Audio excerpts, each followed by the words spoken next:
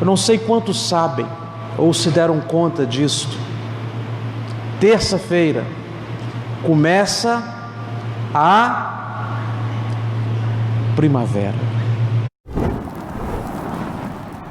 A primeira vez que eu vi a primavera e me dei conta de que era primavera, eu estava com 21 anos. Pois é, irmãos. Me lembro até hoje, estação de metrô, lá em Belo Horizonte, no seminário, e observei que as árvores estavam floridas. Aí eu falei, primavera. Mas pode ser que algumas pessoas nunca viram a primavera. Alma da vida. Me lembro de uma campanha de marketing doada a um morador de rua, que porque perdera a visão, ele foi morar na rua.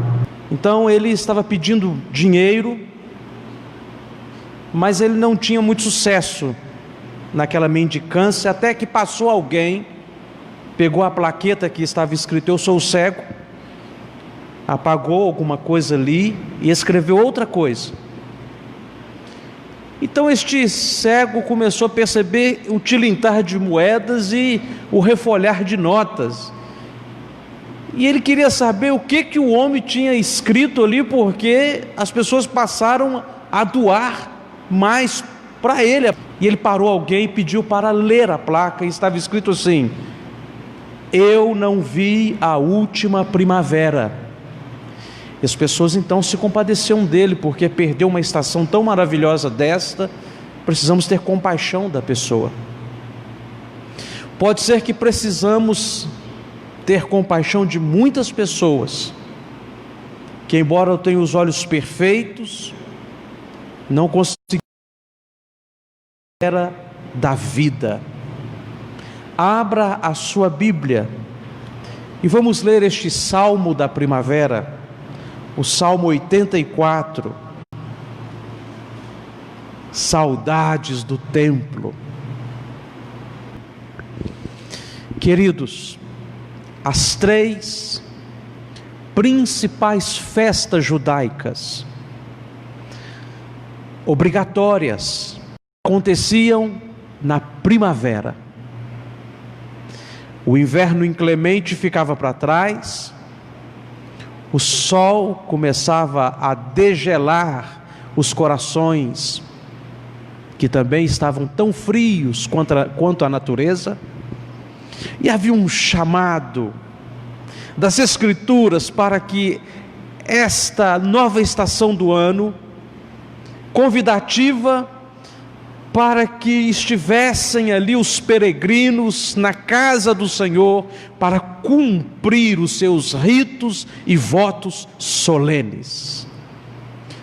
A primeira plena lua marcava a Páscoa na primavera, primeira lua cheia. E aqui encontramos exatamente este salmista relatando um desses momentos, quando a procissão, o povo, a igreja desembocaram ali no templo, e ele começa falando desse coração peregrino que encontrou o santuário de Deus. Nada havia de mais esplêndido na paisagem, por causa do que ele representava. E ele descreve com toda a força da alegria dele estas palavras tão ternas e afetuosas: quão amáveis são os teus tabernáculos, como é bom estar aqui, Senhor, é tão gostoso estar na tua casa, é amável. É a palavra do limite, né? Quando você já não sabe o que dizer, quando faltam palavras, eu amo. É o limite da expressividade humana, né? E ele está dizendo: eu amo estar na tua casa, Senhor, é bom estar aqui. Olha, Senhor, o meu corpo, a minha carne está tremendo. É a expressão aqui: o meu coração pelo Deus vivo palpitam, pulam, estremecem. Irmãos, é impressionante. É impressionante a sensação deste homem diante de um templo e de um santuário. O que ele está vendo? O que ele está percebendo que a maioria de nós precisa resgatar? E é isso que ele está dizendo, e aí ele começa a pular para as metáforas. Se o amor representa o limite da expressão humana, as metáforas, o limite é o céu. Aí ele começa a descrever o que ele viu pelo caminho, especialmente nos muros ali do templo. O pardal encontrou casa, e a andorinha ninho para si, onde acolhe os seus filhotes. A primavera, você começa a observar, é a estação onde os pássaros fazem os seus ninhos, onde aquecem os ovos para chocarem os seus pintainhos, os passarinhos que estão aí para cantarolar na vida da gente. Eu sei que nós passamos por uma selva de pedra e não enxergamos cor alguma, e às vezes olhamos para as árvores e só vemos lenha para queimar, porque às vezes o inverno continua dentro da gente, a primavera está lá fora, mas o coração está gelado, e é por isso que precisamos pedir a Deus: aviva, Senhor, o nosso coração, para que possamos ver a vida em torno de nós, a profusão da alegria, a festa. E ele está dizendo de coisas que estão ali, ele está dizendo do que acontece na primavera. Os passarinhos fazem os seus ninhos aqui perto, Senhor, e eu tenho inveja dos pardais. É mais ou menos isto. Se Jesus lá dizendo para que você não ande ansioso de coisa alguma, porque você vale muito mais do que um pardal que Deus sustenta, aqui ele está dizendo: eu tenho inveja dos pardais. Embora eu valesse mais do que os pardais, eles têm um privilégio maior do que o meu, de habitar próximo ao templo. E ele agora está usando a metáfora para dizer como ele se sente abrigado. Ele está dizendo que assim como o pardalzinho é acolhido no ninho, aqui há acolhimento. Assim como ele abre a boquinha pedindo o sustento e nunca falta a provisão, nossas orações também têm sido ouvidas aqui, e o Senhor tem nos alimentado maravilhosamente, mais do que podemos imaginar. Assim como aqui encontramos o aquecimento nas noites frias, a proteção contra os animais sombrios, aqui também, irmãos, é o nosso ninho, o lugar onde a nossa alma é degelada, aquecida, alimentada, alegrada. E como é gostoso, irmãos, está sendo aquecido pelo amor de Deus, a sombra das asas do Onipotente. Deus meu refúgio, onde habito. Ah, meu irmão, é isso que ele está dizendo. O pardal encontrou casa, ninho para si, as andorinhas, onde acolhem os seus filhotes. E eu encontrei os teus altares, Senhor dos exércitos. Ou seja, ninguém pode me afetar na tua presença, porque tu és o Iavé que luta por mim. Assim como uma ave protege o seu filhote até a própria morte, o Senhor me protegerá eternamente. E ele diz: Rei meu, é daqui, Senhor, que tu governas o universo. Deus não governa o universo da esplanada dos ministérios em Brasília, irmão. Deus não governa o ministério de Washington e nem de Pequim. Ele não governa de lá o universo. Ele governa do santo trono dele, soberano, quer dizer sobre reinos. Ele é o rei dos reis. E o salmista aqui, um dos filhos de Coré, está dizendo: Rei meu, porque o teu governo do supremo trono tem passado também pelos púlpitos, ó Senhor, da tua casa, onde tu governas pela palavra, pela explicação, pela voz da tua escritura. Deus governa o universo pela palavra. Aqueles que Ele quer fazer através dele qualquer obra que for, Ele fará, chamando esta pessoa pela palavra. E aqui, irmãos, Ele diz que é rei dele e Deus dele. Às vezes é só Deus, é só alguém que corremos atrás para pedir ajuda, mas não é rei. Não, Senhor, eu só preciso da sua ajuda, não preciso da sua opinião. Nós pais sabemos muito bem como é isto, né? Os nossos filhos gostam de nossa ajuda, mas não gostam de nossa opinião. Mas Ele está dizendo, Deus não somente é aquele que é o meu Deus, quem me ajuda, mas é também o Rei meu, quem governa a minha vida. Me ajuda e eu quero saber qual é a vontade dEle. E aí Ele vai falar no versículo 4, que não há como se medir a felicidade de um homem. A expressão bem-aventurado aqui é, não há como se medir a felicidade de um homem que habita em tua casa e pode te louvar perpetuamente. Este homem é você e eu, porque você é o templo do Senhor agora. Nós somos o santuário de Deus. É aqui que o culto começou um dia, para nunca mais acabar. Passe pelos verões inclementes da vida, é primavera.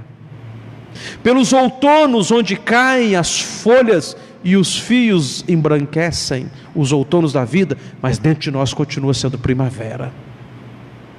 Vêm os invernos, que nos ressecam por fora e nos ferem por dentro, mas não podem vencer a primavera da alma, que é o Cristo que habita em nós, e faz com que a noite seja sempre acolhida pelo amor dEle, e os dias floridos pela graça da bondade dEle.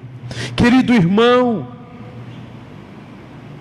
é primavera na alma daquele que conhece a Cristo, e o tem, e é isso que está dizendo. Não há como se medir a felicidade de um homem que habita na tua casa.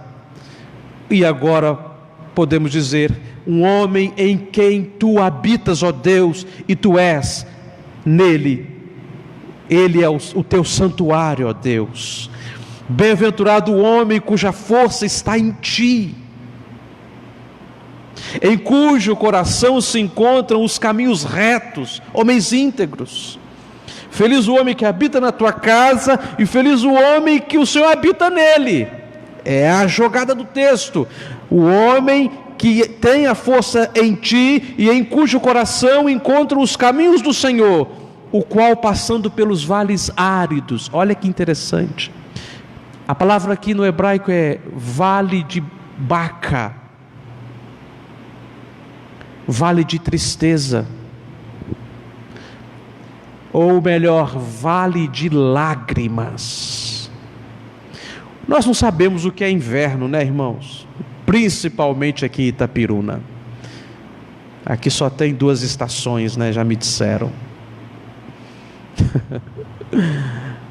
O verão e o inferno, né? De tão quente que é, né? Aqui não tem inverno. Então nós sabemos o que é calor, mas nós não sabemos o que é tempo frio, exceto aqueles que já tiveram a oportunidade de experimentar estações aí mais baixas. Mas ele está dizendo aqui de um inverno inclemente, do norte, do hemisfério norte especialmente, que é o caso dele. Há invernos inclementes também no hemisfério sul, é claro, mas no caso dele aqui, ele está dizendo de um tempo onde tudo fica cinza, onde tudo fica gélido, onde os pássaros não cantam, as flores estão encobertas pela irmã branca, a neve, as árvores estão secas, queimadas, e a alimentação se torna mais escassa. Até para as pessoas naquele tempo, eles tinham que ter mais cuidado para não comer demasiadamente, para não faltar. Não havia como plantar naquele inverno, tudo era controlado, tudo era mais difícil, e havia tempos de carestia, tempos de dificuldade, até para acender uma lareira dentro de casa, até para acender fogo. Então aqui está dizendo de um tempo sombrio, noites escuras, e ele diz que aqueles que têm a primavera dentro da alma, passa por isto, passa pelos vales de lágrimas, passa pelos invernos da vida, pelos os ressequimentos da alma, e prevalece, o qual passando pelo vale árido, faz deste vale um manancial de bênçãos, e de bênçãos o cobre a primeira chuva. Está falando das primeiras chuvas da primavera, está quase chegando, está quase chegando as primeiras chuvas da primavera, e vocês se lembrarão desse sermão. Nunca houve um tempo em que as estações não fossem reguladas por Deus, e Deus controla desde a batida do seu coração até as macro batidas do universo, até as estações do ano, não somente as suas passadas e as minhas.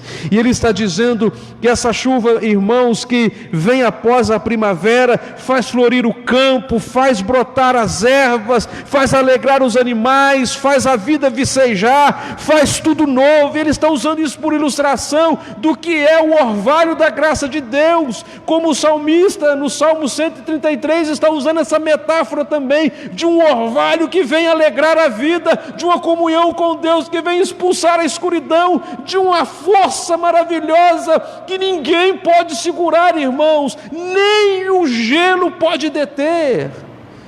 Está falando de uma obra magnífica. E falando aqui no versículo 7, que depois disso tudo as pessoas saem das suas casas e de força em força, de gemido em gemido, de arrasto em arrasto, de cansaço em cansaço, pessoas estão se locomovendo para ir à casa do Senhor. Nós tivemos aí um inverno chamado pandemia, e de força em força, sacudindo a neve fria dos nossos medos, estamos aqui na casa do Senhor. Deus nos deu a graça de ser próximo da primavera, para que não esquecêssemos, irmãos, que assim como Ele transforma o vale de lágrimas num campo florido, Deus é poderoso, irmãos, para transformar qualquer circunstância em celebração. Deus enxuga as nossas lágrimas, Deus anima a nossa vida.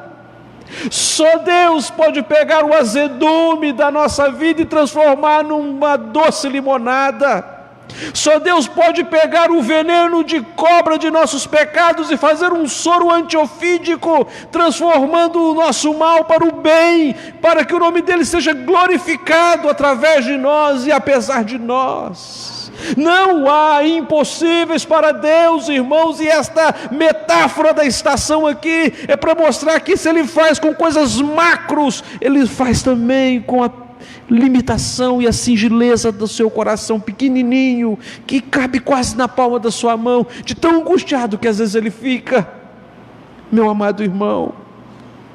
E aí ele começa a falar: Senhor dos exércitos, escuta a minha oração, eu preciso de Ti quando eu voltar para casa.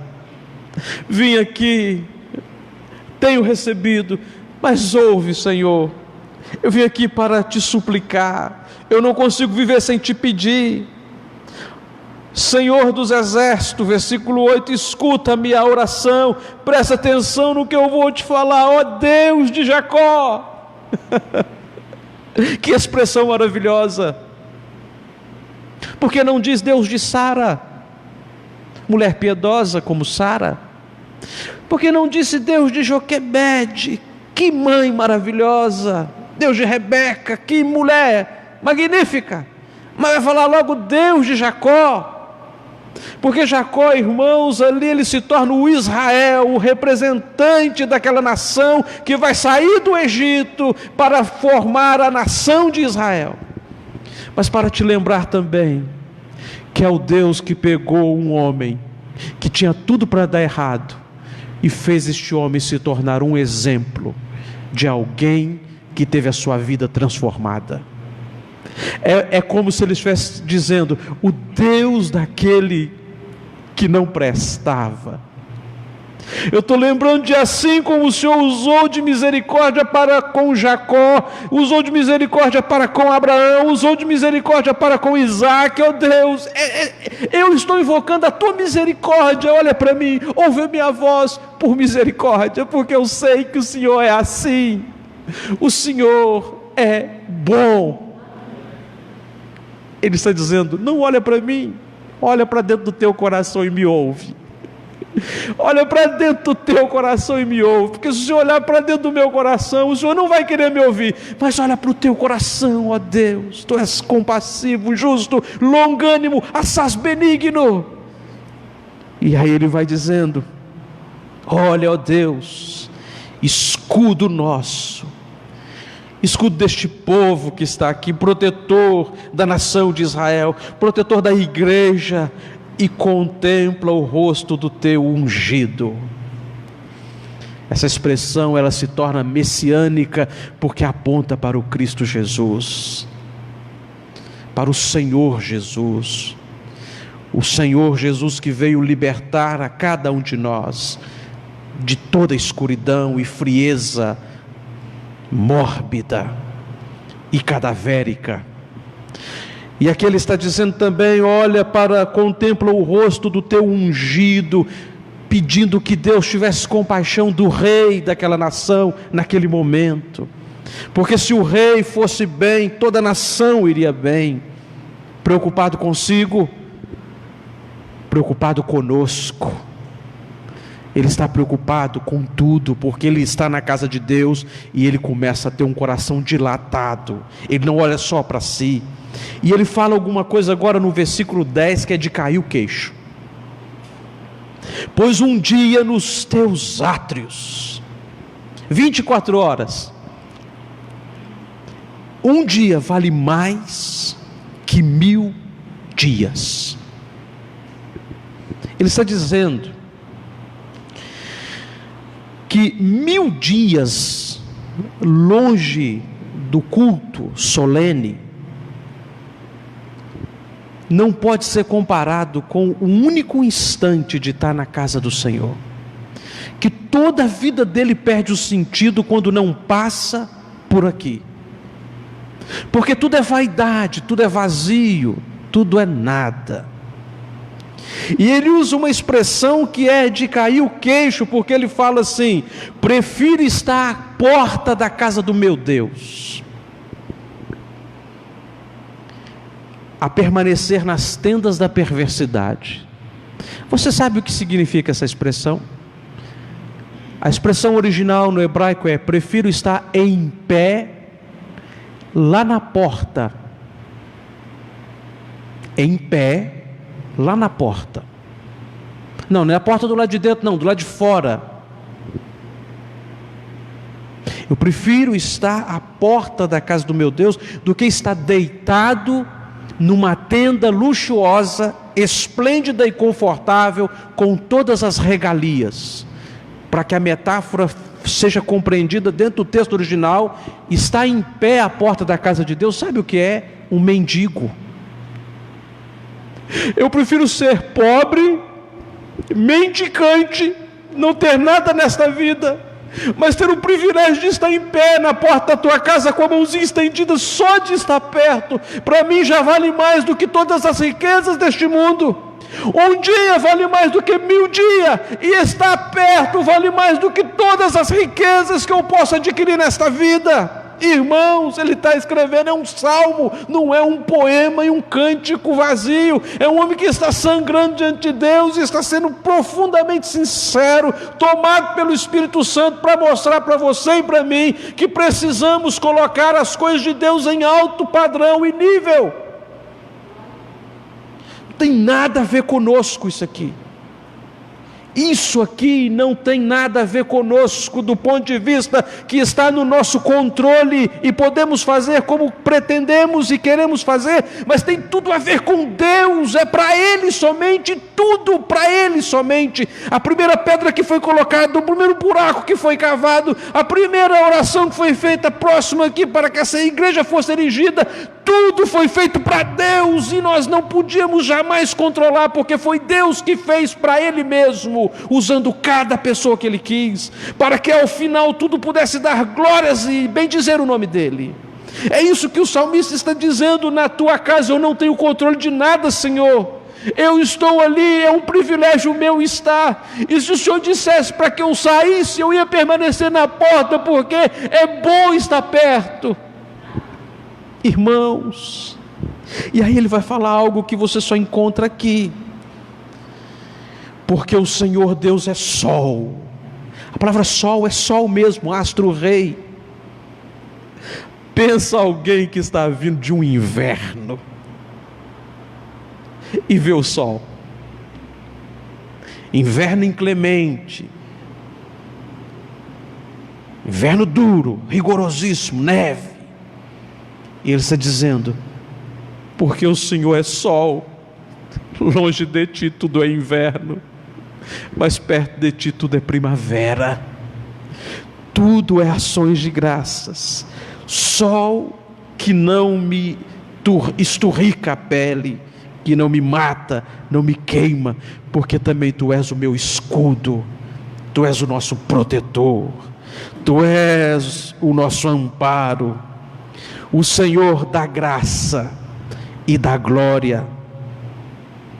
Ele favorece e exalta. Nenhum bem sonega aos que andam retamente. Uma alusão àqueles que têm no coração a palavra de Deus e andam nos caminhos aplanados do Senhor. Nenhum bem. Às vezes Deus não te dá o que você quer, mas Ele te dá exatamente o que você precisa.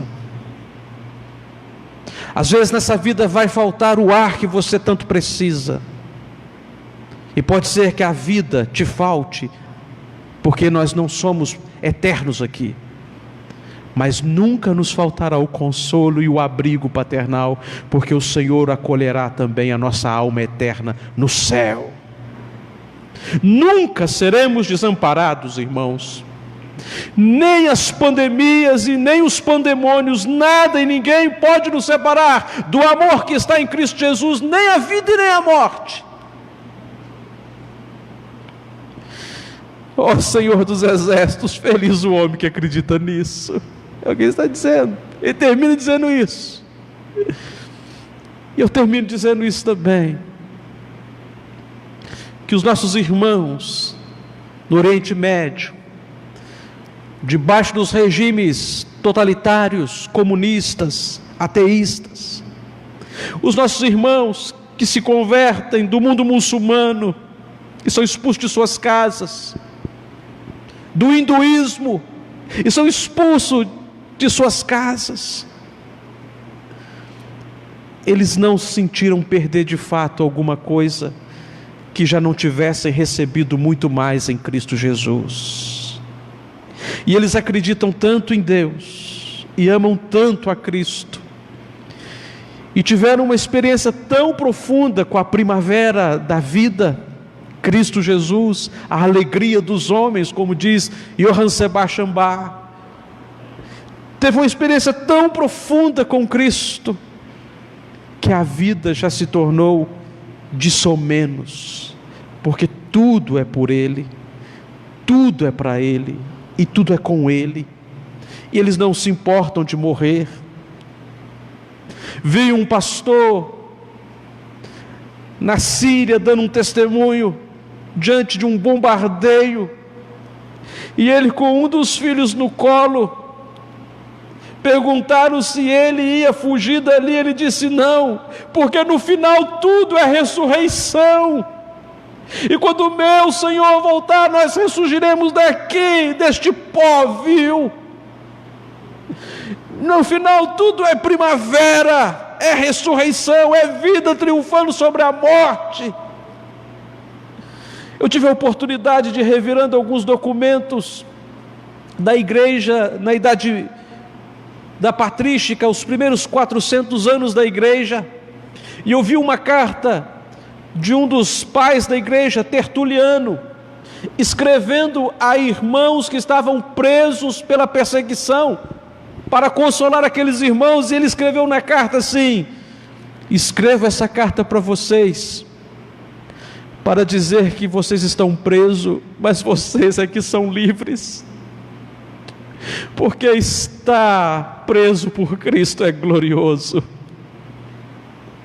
Nós estamos aqui, irmãos, orando pela igreja perseguida, mas é quase que precisávamos mandar uma carta para eles dizendo: ore pela igreja aqui no Ocidente, porque ela não é mais perseguida, ela está na moda, ela está na mídia, ela é aplaudida, porque ela não incomoda mais.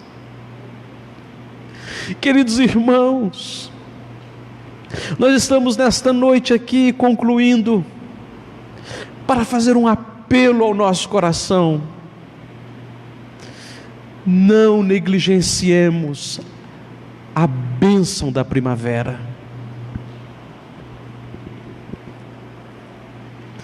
Não negligenciamos a vida íntima com Deus, porque Ele é sol. Ele não somente degela o seu coração, como Ele anima a sua alma. Ele é escudo, e ninguém pode te separar de Cristo Jesus. É quando você entra na casa de Deus e você percebe o quanto que você é importante e não sabia, e está no caminho certo e não se dava conta, e de que era a pessoa mais feliz da face da terra e não tinha percebido. É você e eu que precisamos assinar o Salmo 84 embaixo, dizendo: amém, Senhor. Feliz o homem que em Ti confia, porque o Senhor tem nos abençoado plenamente.